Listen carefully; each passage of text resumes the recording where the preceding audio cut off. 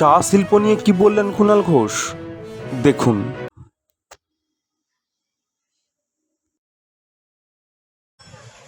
নমস্কার, কুণাল ঘোষ। কাঁথিতে রয়েছি আনোয়ার উদ্দিনের নজরুল মেলা। তো নজরুল ইসলামের নামে মেলা, সঙ্গে সুপ্রকাশ গিরি। এসে পড়েছি। মেলা এক প্রস্ত দেখা হয়েছে, কিন্তু এখানে খুব ইন্টারেস্টিং জিনিস, একটা চায়ের দোকান, এবং চায়ের দোকানে নানা রকম চা। কত রকম চা একবার জোরে বলে দাও।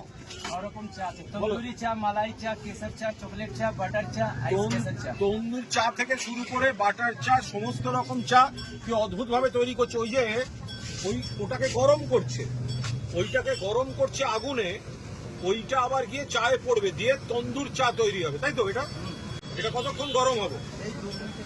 এটা এটা কি আবার ওখানে যাবে? তো ওটা ওখানে দিয়ে ফ্লেভার চলে আসবে। হ্যাঁ, ওখানে দিলে এই তন্দুরের ফ্লেভারটা চলে আসবে।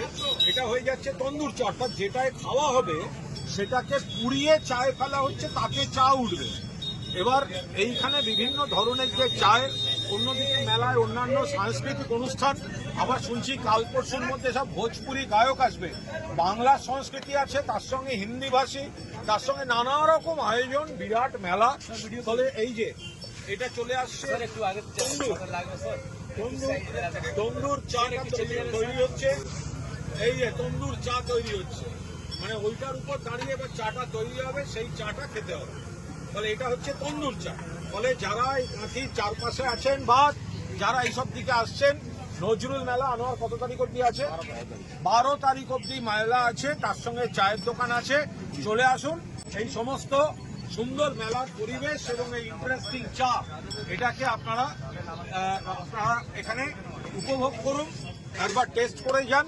এই এত রকম চা, এই চায়েরও নানা রকম অভিজ্ঞতা। ফলে কাঁথির নজরুল মেলা আপাতত আমি রয়েছি, আপনারাও যদি এখনো না এসে থাকেন চটপট চলে আসুন।